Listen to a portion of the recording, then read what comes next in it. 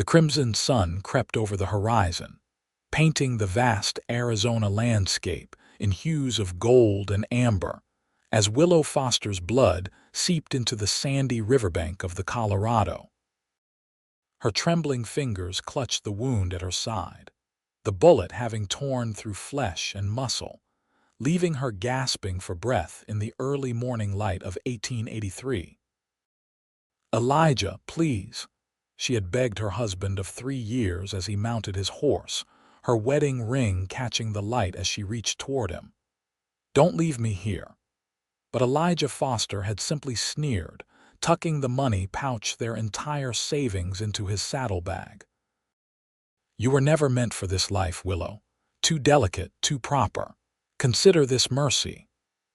Then he'd raised his revolver, fired once and rode away, leaving his 23-year-old wife bleeding by the river, 10 miles outside of Kingman.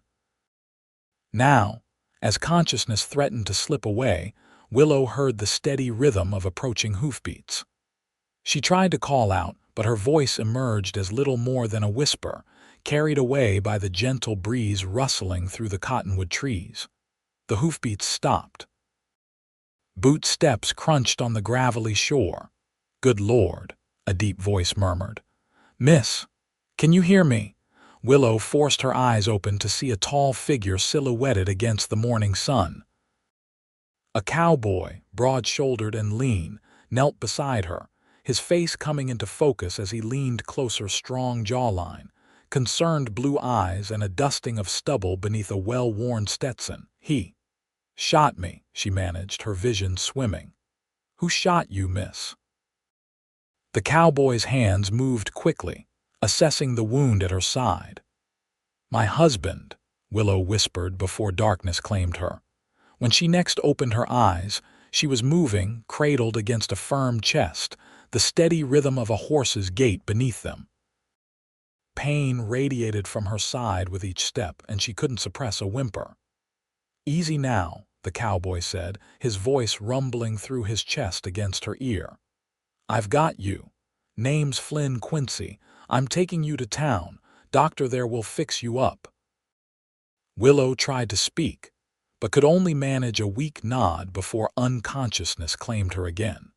Flynn Quincy had been riding since dawn, heading back to Kingman after delivering a small herd to a ranch upriver.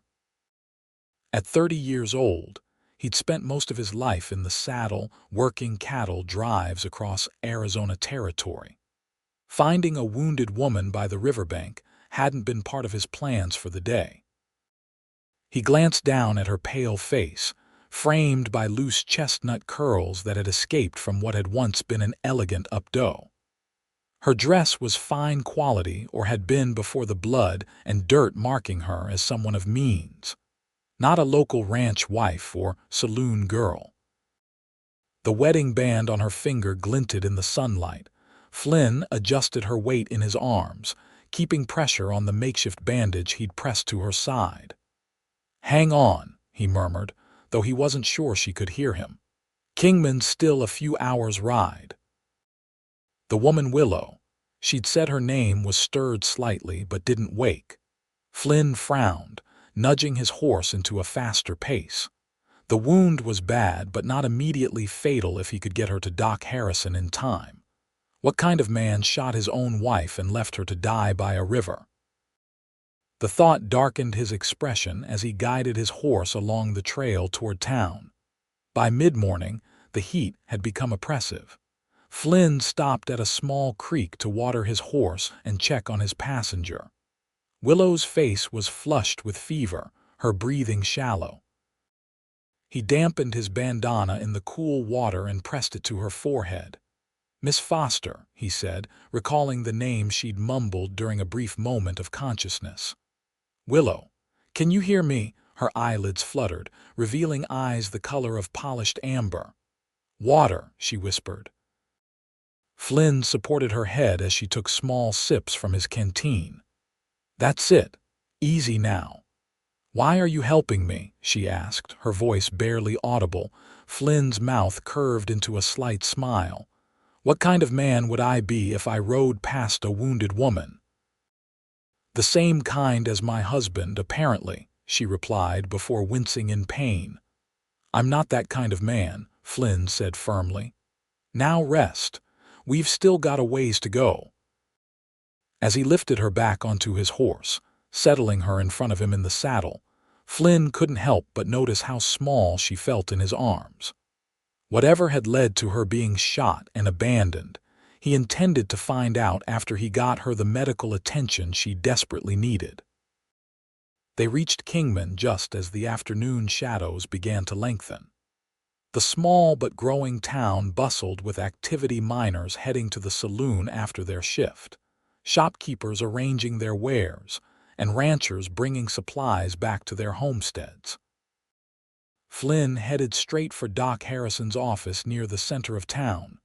"Doc," he called, dismounting carefully while supporting Willow. "Got an emergency here." The door swung open to reveal Jeremiah Harrison, a gray-haired man in his 60s who'd been patching up the citizens of Kingman for over 20 years. His eyebrows rose at the sight of the bloodied woman in Flynn's arms. "Bring her in," he said, already rolling up his sleeves. "What happened?" "Found her by the Colorado, about 10 miles out. Says her husband shot her and rode off," Flynn explained as he carried Willow into the doctor's examination room and gently laid her on the table. Doc Harrison shook his head as he began cutting away the blood-soaked fabric around Willow's wound. "She's lucky you came along when you did, Quincy. She's lost a lot of blood." Flynn stepped back, his hat in his hands. "Will she make it?" The doctor's experienced fingers probed the wound. "Bullet went clean through, which is fortunate. If infection doesn't set in, she's got a good chance." He glanced up at Flynn. "You know anything else about her?" "Name's Willow Foster. That's all I got before she passed out." Doc Harrison nodded. "You've done your part, son. I'll take it from here." Flynn hesitated, looking at Willow's pale face. "I'll check back later." "Someone should notify the sheriff about her husband." "Good idea. Sheriff Boone should be in his office." With a last glance at the unconscious woman, Flynn left the doctor's office and headed toward the sheriff's building across the dusty street. Sheriff Thomas Boone was a fair but hardened lawman who'd kept order in Kingman since, before it was much more than a watering stop. "Quincy," the sheriff greeted him, looking up from his desk. "What brings you by?" Flynn explained the situation, describing the location where he'd found Willow and what little she'd told him about her husband. Sheriff Boone's weathered face grew serious. "Can't say I've heard of any Fosters in these parts. Could be passing through." He stood up, reaching for his hat. "I'll ride out, see if I can pick up any tracks.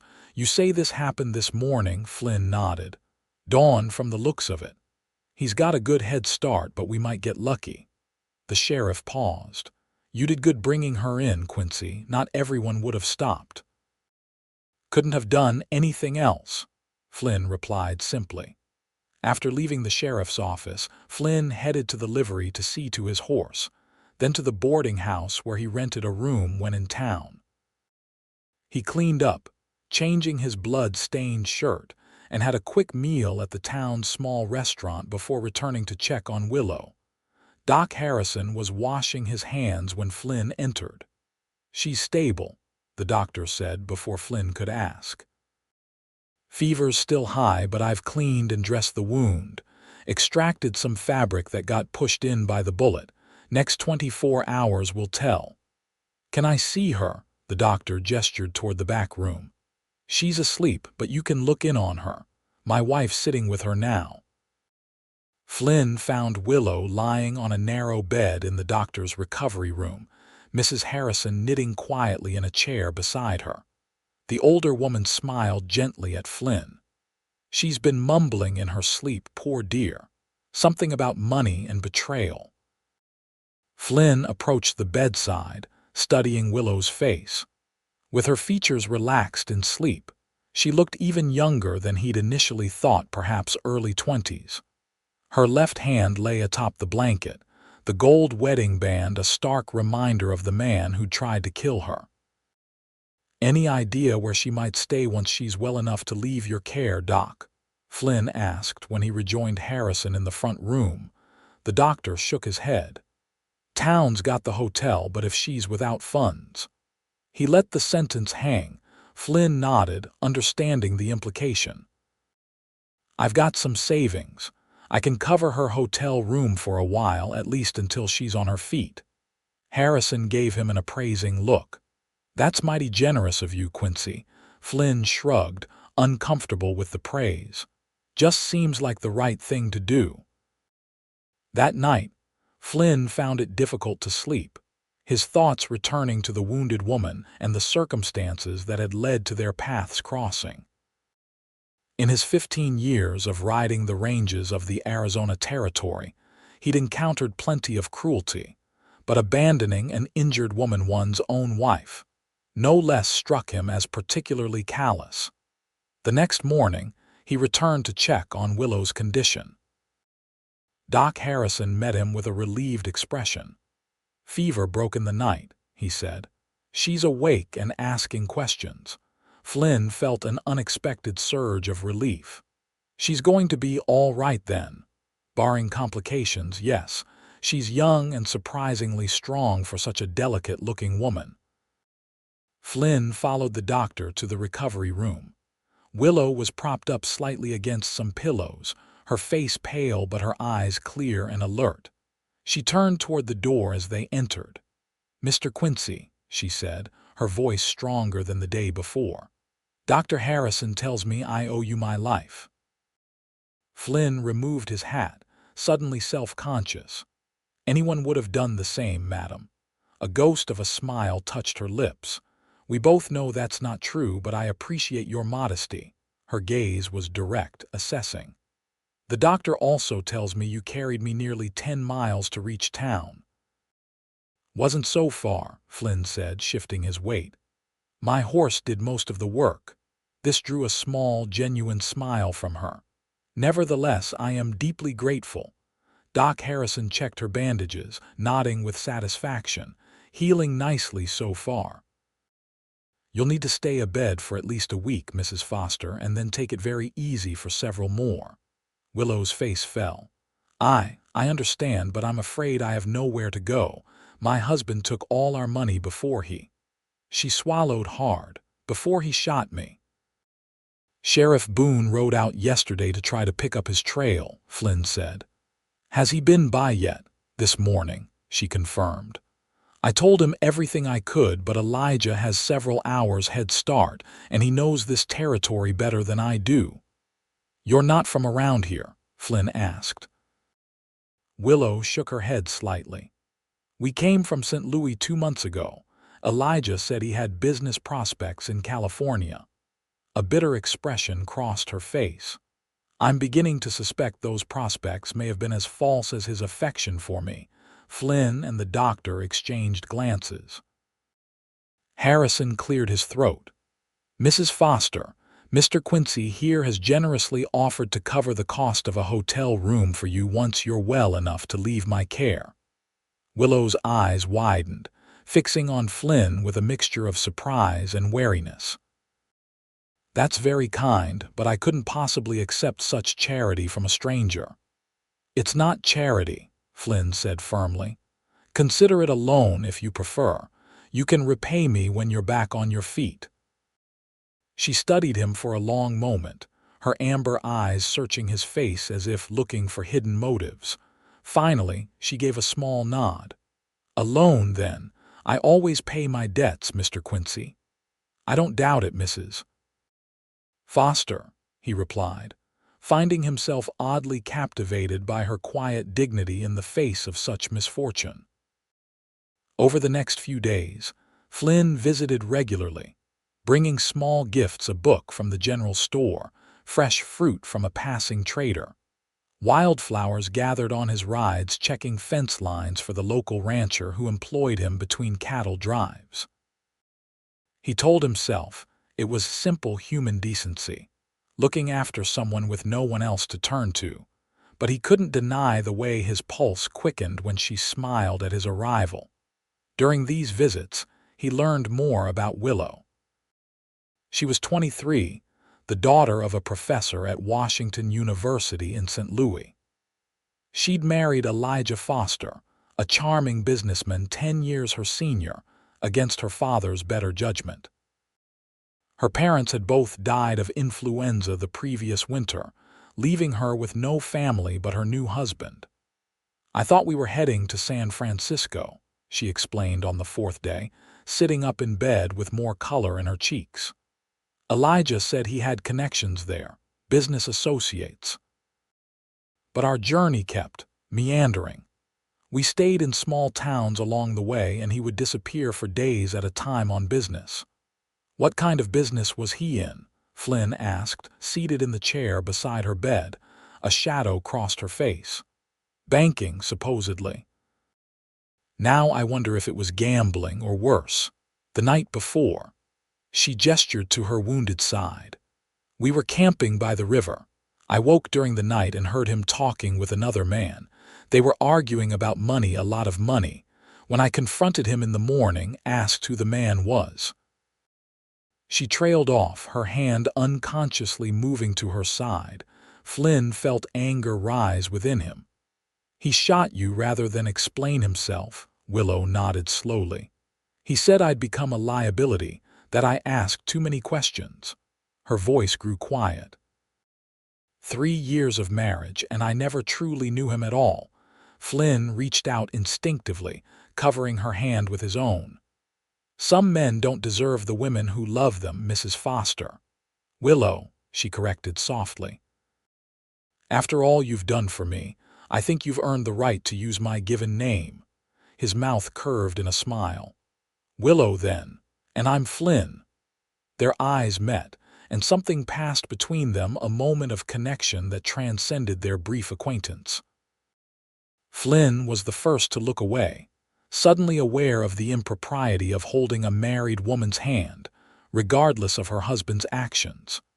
"Sheriff Boone stopped by earlier," Willow said, breaking the momentary tension. "They found tracks leading toward Nevada but lost them in rocky terrain. He sent telegrams to lawmen in that direction, but—" she shrugged slightly.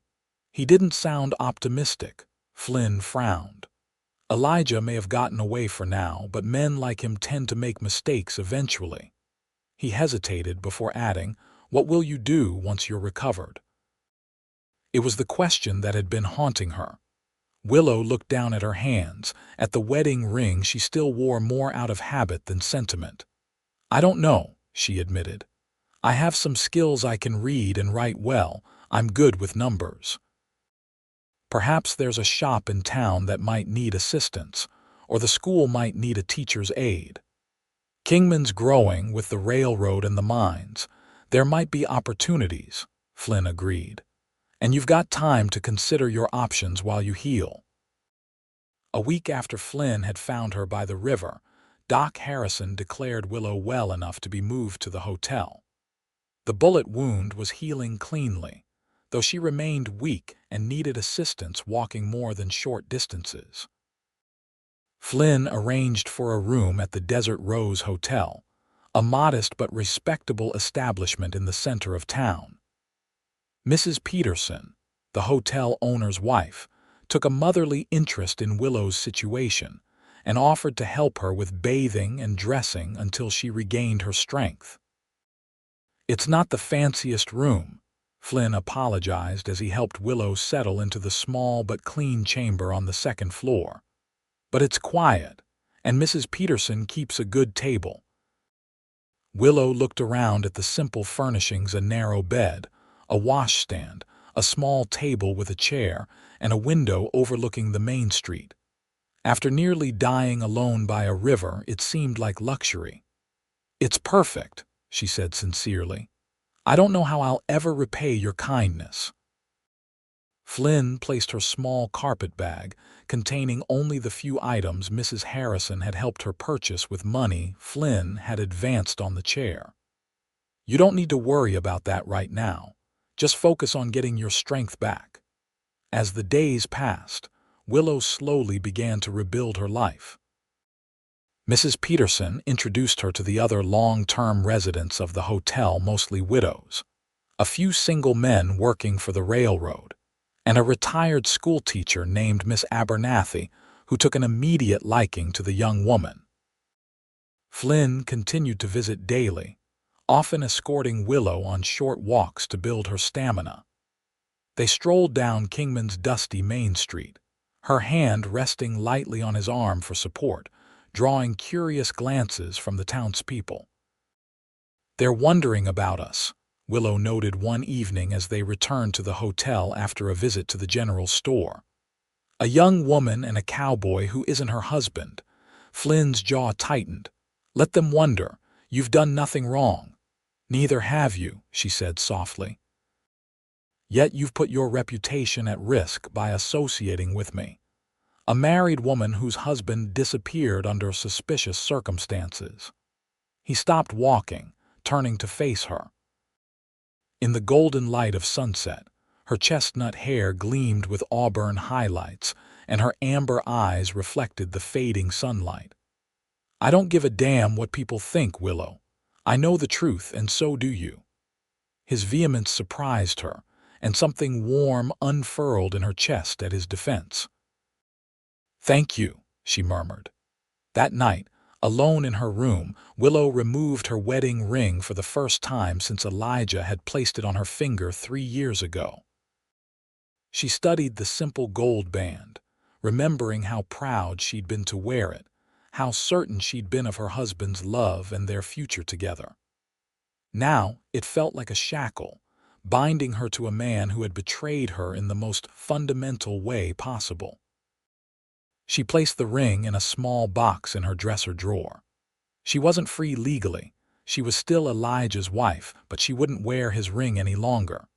2 weeks after moving to the hotel, Willow secured a position at the general store, helping with inventory and accounts. The owner, Mr. Simmons, had been skeptical at first, but her neat handwriting and quick mind with numbers soon proved her value. The work wasn't strenuous, allowing her to continue healing while earning enough to begin repaying Flynn and saving for her uncertain future.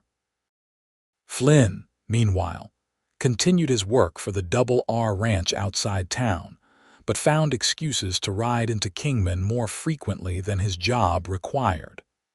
He told himself he was just checking on Willow's recovery, fulfilling the responsibility he'd taken on when he found her by the river. But in quiet moments, he acknowledged the truth: he was drawn to her in a way he'd never experienced before. It wasn't just her beauty, though she was undeniably lovely. It was her resilience, her determination to rebuild her life, and the quiet dignity with which she faced the whispers that inevitably circulated in a small town. When she smiled, a genuine smile that reached her eyes, not the polite mask she wore for customers, something in his chest tightened almost painfully. One evening in late June, nearly a month after he'd found her wounded by the river, Flynn invited Willow to dinner at Kingman's only proper restaurant, a small establishment attached to the hotel that served surprisingly good food thanks to a cook who had once worked in San Francisco. "Are you sure this is appropriate?" Willow asked as they were seated at a corner table, conscious of the glances from other diners. Flynn shrugged his broad shoulders. "You need to eat, I need to eat. Seems appropriate enough to me." This drew a smile from her. "You have a refreshingly straightforward way of looking at things, Flynn Quincy." "Comes from growing up on ranches," he replied. "Cattle don't care much for social niceties." Over a meal of roast beef, potatoes, and fresh vegetables from local gardens, they talked more openly than they had before. Flynn told her about his childhood on various ranches across the territory, following his father from job to job after his mother died when he was 8. "Pa was a good man, but restless," he explained. "Never could settle in one place for long. Taught me everything about horses and cattle, though. When he passed 10 years ago, I just kept doing what I knew." "Have you never wanted to settle down?" Willow asked. "Have a place of your own?" Flynn was quiet for a moment, contemplating his coffee cup. Been saving for a small spread. There's land about 20 miles north of here, good water access, decent grazing. Previous owner died last year and his widow's looking to sell before moving back east. That sounds wonderful, Willow said sincerely. Your own ranch. He looked up, meeting her eyes. It's modest, nothing fancy. But it could be a good life. Something in his gaze made her heart beat faster, though he didn't say anything more. As they walked back to the hotel in the gathering twilight, Flynn hesitated at the foot of the stairs leading to her room. I'm riding out tomorrow, he said. Ranch business up near Prescott. I'll be gone about a week. Willow felt an unexpected pang of disappointment. Oh, well, travel safely. Will you be all right? Your side is healing well, she assured him. I'm quite capable of managing on my own now, thanks to you. He nodded, still looking concerned. If you need anything while I'm gone, Mrs. Peterson will help, or you can ask Sheriff Boone. I'll be fine, Flynn, she said softly, but thank you for your concern. He seemed about to say something more, then simply tipped his hat. Good night, Willow. Good night. She watched him walk away, his tall figure disappearing into the darkness, and felt a curious emptiness settle over her. It was only a week, she told herself. But somehow the town already felt lonelier without him. The week of Flynn's absence dragged by with excruciating slowness. Willow threw herself into her work at the general store, taking on extra hours when Mr. Simmons's wife fell ill. In the evenings, she often dined with Miss Abernathy, the retired schoolteacher who had become something of a mentor, teaching Willow about the town's history and inhabitants. That young man of yours, Miss Abernathy remarked one evening over tea in the hotel dining room, he's quite respected around these parts. Flynn isn't my young man, Willow corrected gently. He's simply been very kind to me in difficult circumstances. The older woman's eyes twinkled knowingly. I may be old, my dear, but I'm not blind. The way that Cowboy looks at you isn't mere kindness. She patted Willow's hand. And I've noticed you're not wearing your wedding ring anymore. Willow flushed. My husband tried to kill me, Miss Abernathy. I think that effectively ended our marriage, even if the law doesn't recognize it yet. Indeed it did, the older woman agreed soberly. And no one who knows the truth would blame you for moving forward with your life. She sipped her tea thoughtfully. Including young Mr. Quincy, I suspect. The conversation left Willow unsettled. She had been so focused on survival and recovery that she hadn't allowed herself to examine her growing feelings for Flynn too closely. He was handsome, certainly, but more importantly, he was good genuinely. Deeply good in a way Elijah had only pretended to be. And despite her best efforts to remain properly detached, she found herself watching the road for his return each day. On the 8th day after Flynn's departure, Willow was arranging a display of fabric in the store window when she heard a commotion in the street. Looking up, she saw Sheriff Boone riding into town, another man on horseback, beside him a prisoner, hands bound, slumped in the saddle. Something about the prisoner's posture caught her attention. Willow stepped closer to the window, her heart suddenly pounding. Even with his head down, hat obscuring his face, she would know that figure anywhere, Elijah. Her hand flew to her side, where the nearly healed wound gave a phantom throb. Elijah Foster was back in Kingman in custody. Sheriff Boone must have found him after all. Mr. Simmons came up beside her. Looks like the sheriff caught himself someone, he remarked. Then, noticing her pallor, Mrs. Foster, are you unwell? I need to speak with Sheriff Boone, she managed. May I be excused for a moment? The shopkeeper, aware of her situation, nodded immediately. Take all the time you need. Willow stepped out onto the boardwalk, legs trembling as she made her way toward the sheriff's office. A small crowd had gathered, watching as Boone led his prisoner inside. She waited until the onlookers dispersed before approaching the jail, her heart racing. Sheriff Boone looked up from his desk as she entered. "Mrs. Foster," he greeted her gravely, "I expect you saw us ride in." She nodded, unable to trust her voice. "Caught him in a gambling hall in Prescott," the sheriff explained. "Recognized him from your description."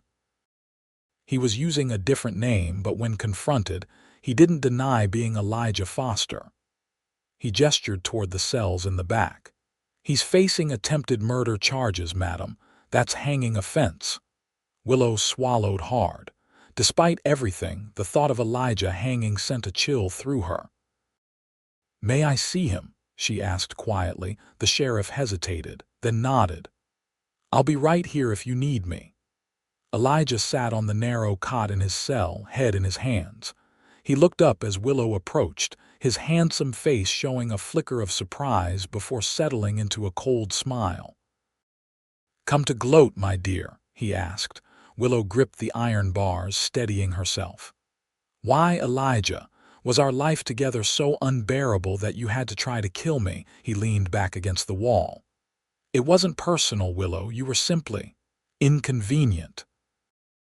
You were asking questions I couldn't afford to have answered." "About the money," she said. "The man by the river, what was it, Elijah? Bank fraud, confidence schemes?" A shrug. "A little of both. Does it matter now?" "It matters to me." Her voice rose slightly before she got it under control. 3 years of marriage, and it was all a lie." "Not all," he said, his tone softening slightly. "I did care for you in my way. You were a lovely accessory, Willow. Well-bred, educated, beautiful on my arm, but when it came down to a choice between you and freedom..." He spread his hands. "Well, you're standing there and I'm in here, so I clearly made the wrong choice." The casual cruelty of his words stung, but less than she might have expected. Standing before the man she had once loved, Willow felt only a hollow sadness. "I'm not going to testify against you, Elijah," she said quietly. His eyebrows rose. "No," she shook her head. "Not because you deserve mercy, but because I don't want to relive that day in court. I don't want to spend another moment of my life on you." She took a deep breath. "But I am going to file for divorce. Sheriff Boone has already put me in touch with a lawyer in Prescott." Anger flashed across his face. "Is this about that cowboy who's been sniffing around you? Don't think I haven't heard the gossip. Carrying you for miles, playing the hero." "He is a hero," Willow replied evenly. "He saved my life after you tried to take it, but this isn't about Flynn. It's about me finally seeing you for what you truly are." Elijah's handsome face twisted. "You think you're better than me. You're nothing without a husband, Willow." "A woman alone in a place like this." "I am not alone," she cut him off. "And I am not nothing. Goodbye, Elijah." She turned and walked away, her back straight, ignoring his calls after her. Sheriff Boone met her at the front of the office. "You all right, madam?" he asked, concern evident in his weathered face. Willow nodded, surprised to find it was true. "Yes, Sheriff. I believe I am." She returned to the store, apologizing to Mr. Simmons for her absence, but the kind shopkeeper waved it away. "Family troubles take precedence over fabric displays, Mrs.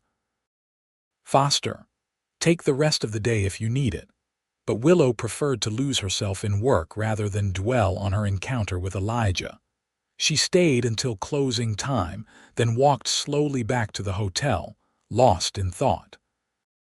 She was so distracted that she didn't immediately notice the figure waiting on the hotel porch. When she looked up and saw Flynn rising from his chair, his face lighting up at the sight of her, something in her chest expanded with warmth. "You're back," she said, unable to keep the pleasure from her voice. "Got in an hour ago," he confirmed, his eyes moving over her as if checking for any changes in his absence. "Heard the news straight away. Sheriff Boone caught your husband." Willow nodded, climbing the steps to stand beside him. "I spoke with Elijah this afternoon." Flynn's expression darkened. You went to see him. Alone. I needed to, she said simply. I needed to look him in the eye to understand, and did you? Understand? She considered the question carefully. I understood that I never really knew him at all. But I also understood something about myself. She met Flynn's concerned gaze steadily. I'm stronger than he ever believed, stronger than I believed. Flynn's expression softened. I never doubted that for a moment. They stood in silence for a beat, the evening air warm around them, cicadas singing in the distance. Finally, Willow spoke again. I've begun divorce proceedings, she said quietly. The lawyer says it's straightforward in cases of attempted murder. Flynn's eyes widened slightly. That's good news. It is, she confirmed.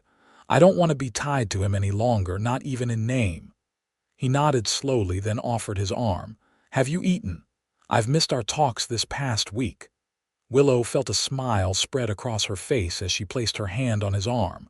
I've missed them too. As summer gave way to fall, Kingman settled into a rhythm of cooling temperatures and harvest preparations. The circuit judge arrived in late August, and Elijah Foster's trial was swift and decisive. Without Willow's testimony, the prosecution relied on physical evidence and the statements of witnesses who had seen Elijah in the area before and after the shooting. It was enough. He was sentenced to 15 years in the territorial prison at Yuma. It's over, Flynn said when he met Willow outside the courthouse after the sentencing. He can't hurt you anymore, she nodded, feeling a curious lightness. My lawyer says the divorce should be finalized within 2 months. They walked together toward the general store, where Willow now worked full-time as assistant manager. Flynn had taken to escorting her to and from work most days, his ranch business seemingly requiring frequent trips to town. I've been meaning to tell you, he said as they strolled. I made an offer on that property north of town. The widow accepted it. Willow turned to him, genuine delight in her expression. Flynn, that's wonderful news. Your own ranch at last. He nodded, a hint of nervousness in his usually confident demeanor. It's small, just 100 acres to start. The house needs work, but there's good water and enough grazing land for a modest herd. When will you take possession? End of the month. I've been hiring a few hands to help with repairs before winter sets in. He hesitated. I was hoping.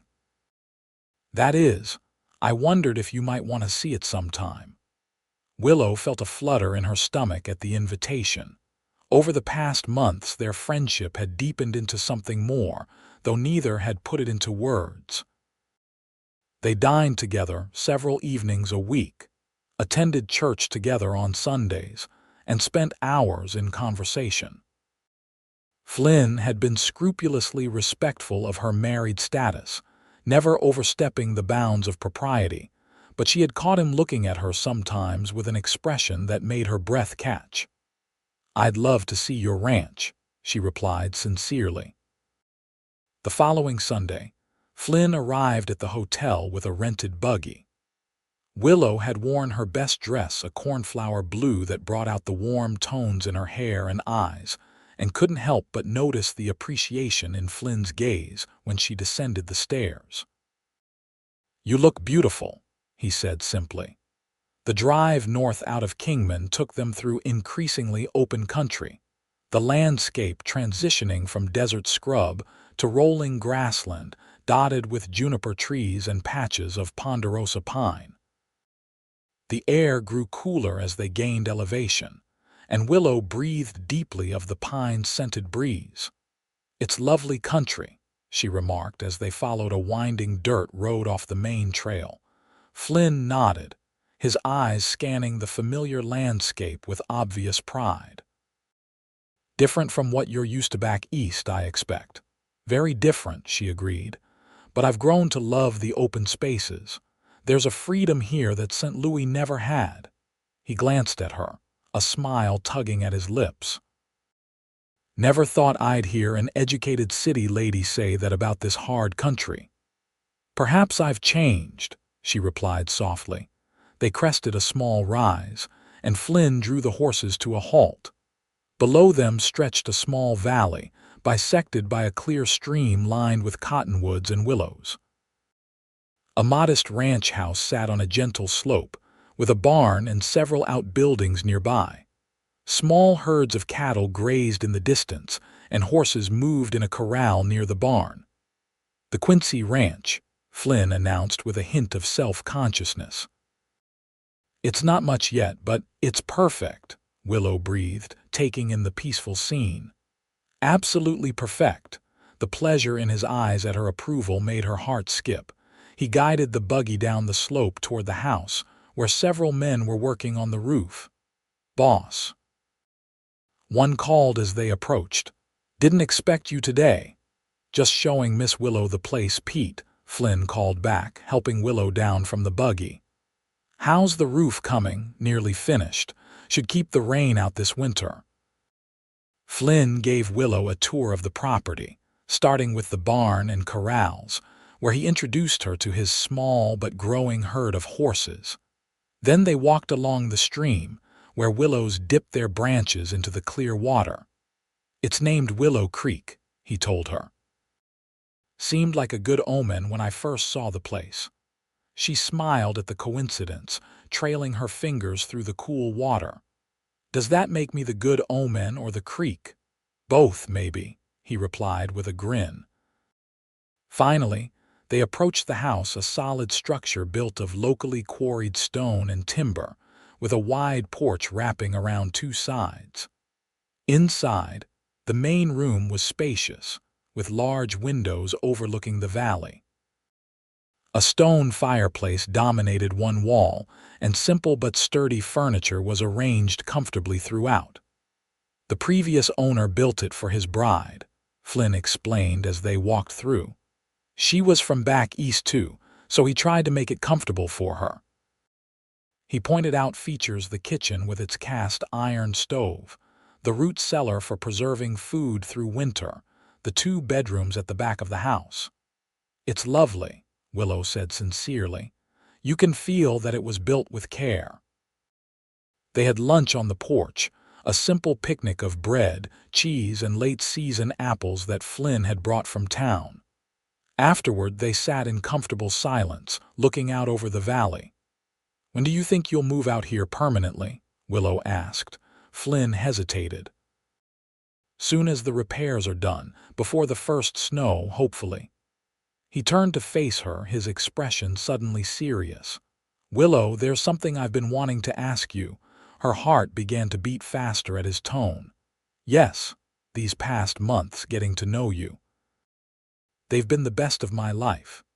He reached for her hand, his larger one engulfing hers. "I know your divorce isn't final yet, and I don't want to rush you. You've been through so much, but I need you to know how I feel." Willow swallowed hard, her eyes fixed on his earnest face. "I love you," he said simply. "I think I started falling for you that first day by the river, and every day since has only made me more certain. Once you're free, if you'd consider. That is, if you might someday feel the same."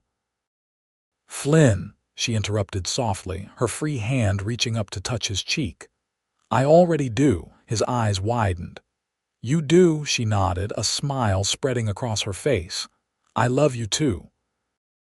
You showed me what a good man truly is, not with grand gestures or pretty words, but with constancy and kindness. Every day, in 100 small ways." Flynn's face lit with joy, and he leaned forward slowly, giving her time to pull away if she wished. Instead, Willow met him halfway, and their lips came together in a kiss that was both tender and full of promise. His arms encircled her gently, and she felt, for the first time in longer than she could remember, completely safe. When they finally parted, Flynn pressed his forehead to hers. "I want to build a life with you, Willow, here on this land, if you'll have me." "Nothing would make me happier," she whispered. The day of Willow's divorce decree came in late October. The document arrived by mail from the territorial capital, officially dissolving her marriage to Elijah Foster on grounds of attempted murder and abandonment. Willow stood in her hotel room, holding the paper that represented her freedom, a mixture of emotions washing over her: relief, vindication, and an overwhelming sense of possibility. A knock at her door roused her from contemplation. She opened it to find Flynn standing there, his hat in his hands, an anxious expression on his face. "It came," she told him, holding up the document. Relief washed over his features. "You're free." "I am." He stepped into the room, closing the door behind him but leaving it ajar for propriety's sake. From his pocket, he withdrew a small box. "I've been carrying this for 2 weeks," he admitted, waiting for the right moment. He sank to one knee before her, opening the box to reveal a simple but beautiful ring, a gold band with a small, perfect sapphire. "Willow Foster, I love you more than I ever thought possible.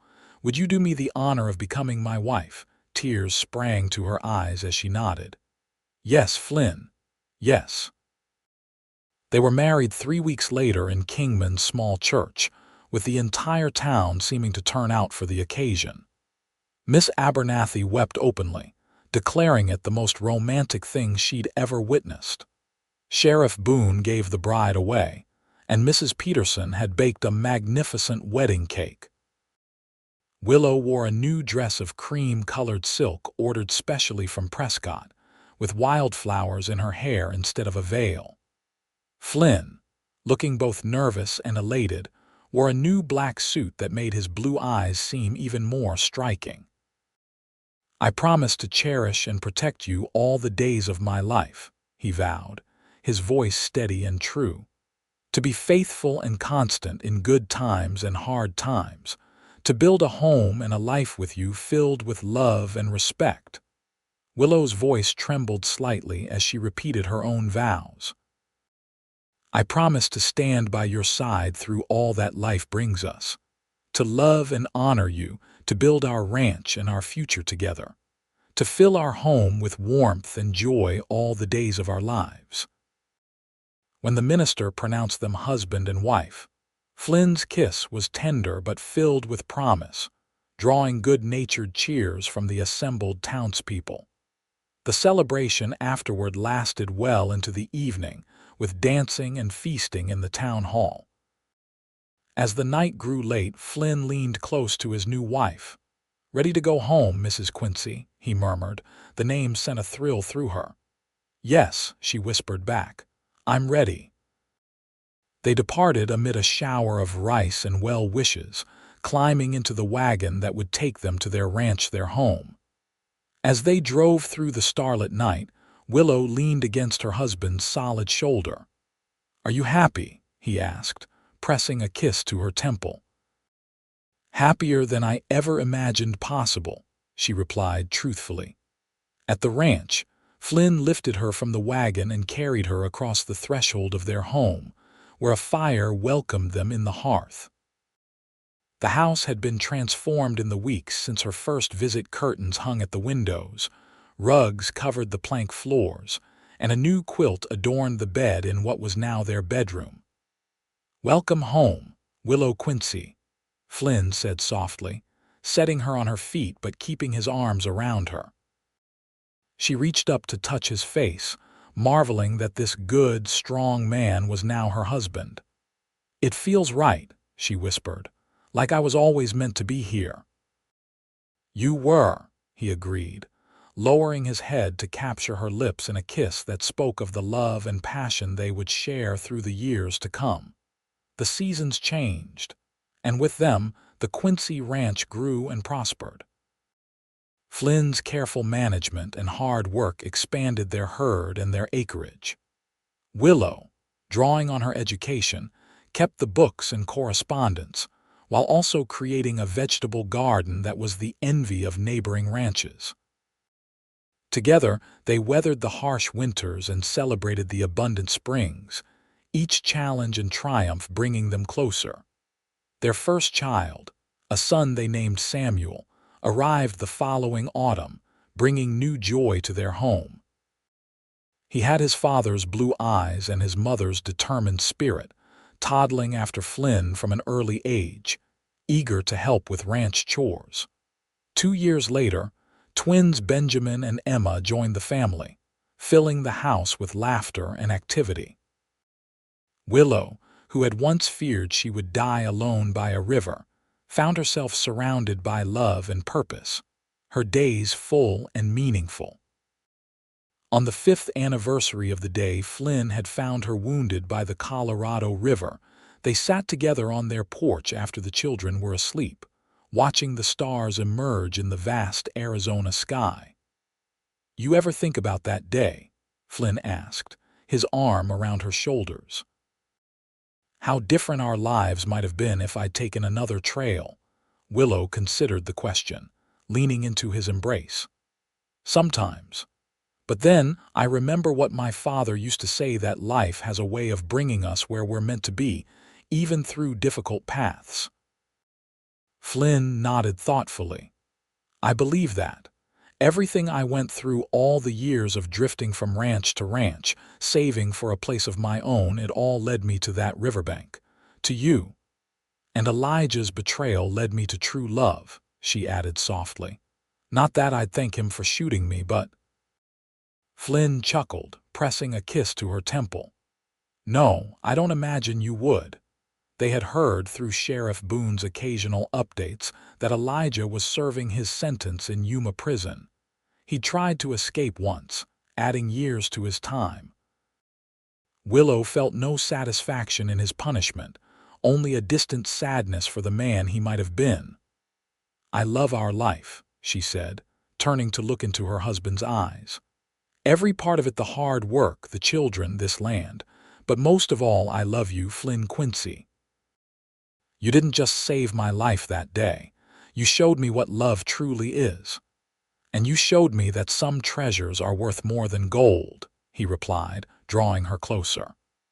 "I found you wounded by a river, and you healed something in me I didn't even know was broken." As they sat together under the star-filled sky, the sounds of the ranch settling around them, Willow thought of how far they had come from that fateful morning.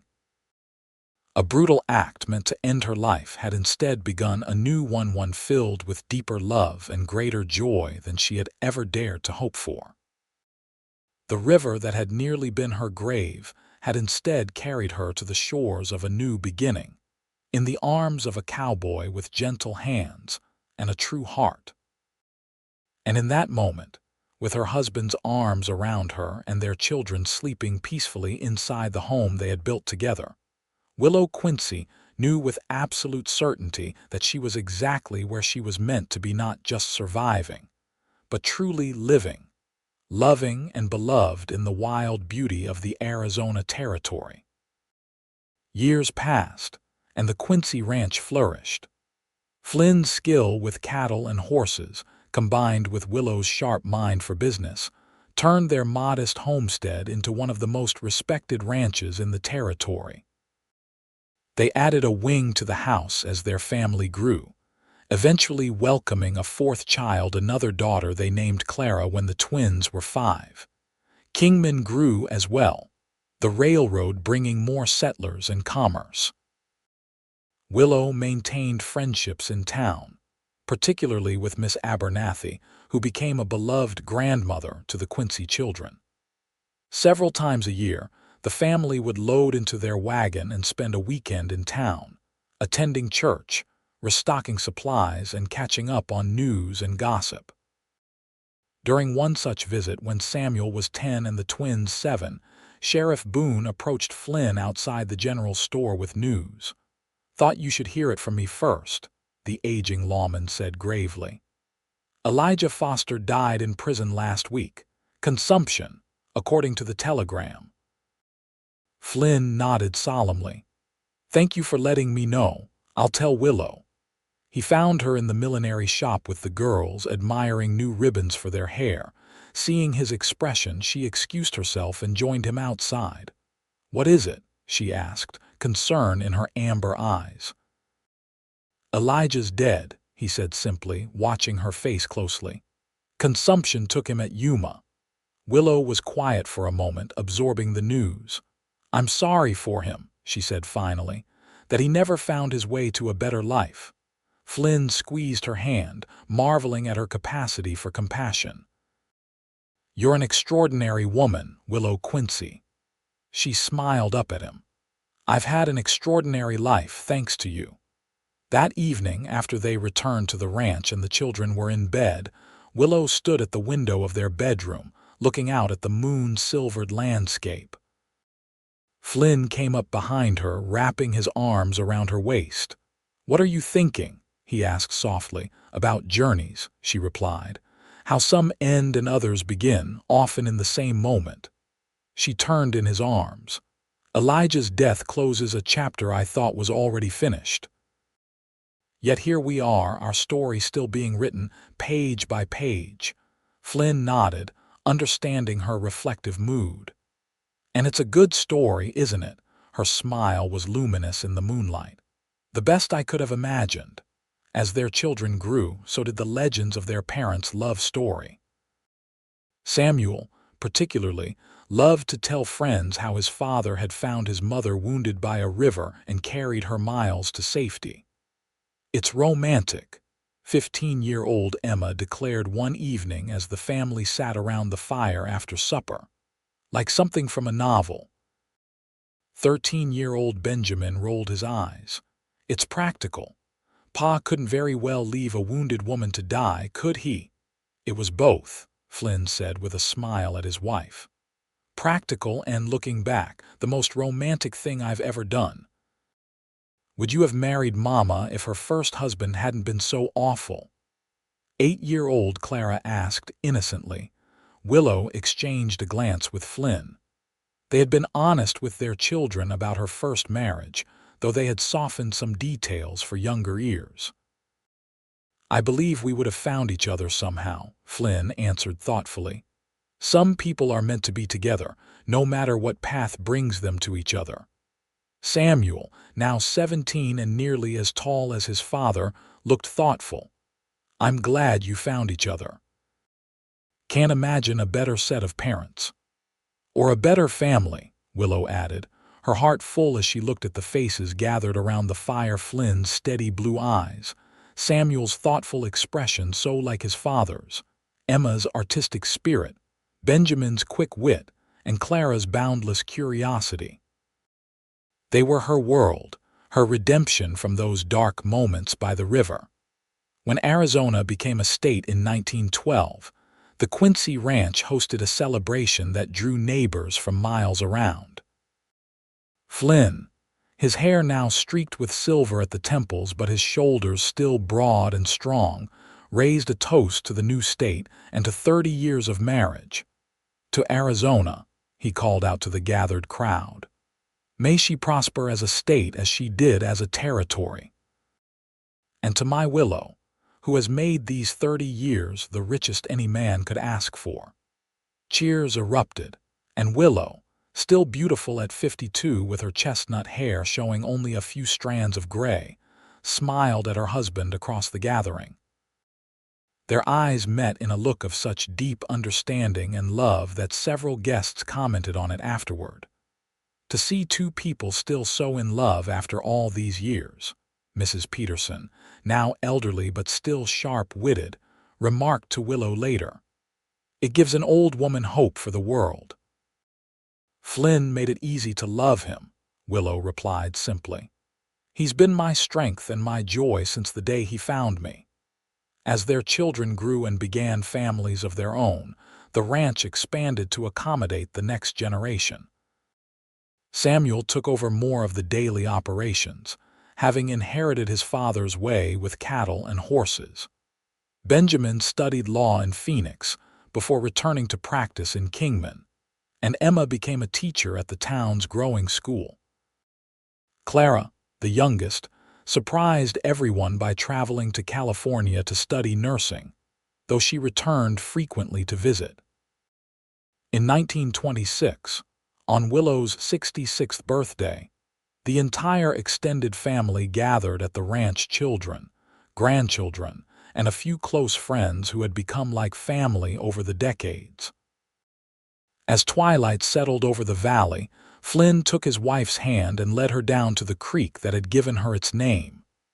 "Remember the first time I brought you here?" he asked as they stood beneath the ancient willows, their branches dipping into the clear water. "As if it were yesterday," she replied, squeezing his hand. "You were so nervous showing me your new property," he chuckled. "I was terrified you'd find it too rough, too isolated, that you'd prefer to stay in town." "I fell in love with it immediately," she said softly. "Because it was part of you, and because I could already imagine our life here." Flynn wrapped an arm around her shoulders, pulling her close against the evening chill. "Has it been the life you imagined?" Willow leaned into his familiar strength. "Better. So much better than I could have dreamed." They stood in comfortable silence, watching the last light fade from the sky, listening to the sounds of their family's laughter drifting down from the house. After all these years, they still found peace in each other's presence, a constant that had sustained them through the challenges of building a ranch, raising children, and growing older together.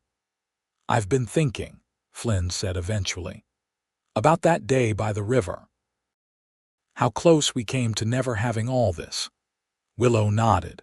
She seldom thought of those dark hours anymore, but occasionally the memory would surface, the pain, the betrayal, the certainty that she was going to die alone. "If I had taken a different trail that morning," Flynn continued, "if I had passed by an hour earlier or later." "But you didn't," she said firmly, turning to face him. "You were exactly where you needed to be when I needed you most. That's not chance, Flynn. That's providence." His weathered face softened into a smile. "You always did have more faith than I did." "Not faith," she corrected gently. "Gratitude. For every moment we've had together, for the family we've built, for the love we've shared." She reached up to touch his cheek, her fingers tracing familiar lines. "I was dying when you found me, not just from the bullet wound, but from believing love was a lie. You healed more than my body, Flynn Quincy.